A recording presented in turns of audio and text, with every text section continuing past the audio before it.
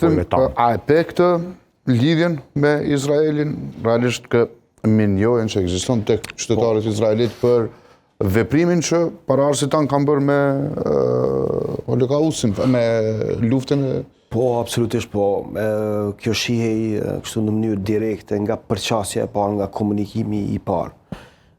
Gjithë e dim që kjo periudhe e Holokaustit, kur jemi edhe në një kohë kur kujtohet edhe për vjetori është shumë e ndjeshme në Izrael dhe për izraelitët.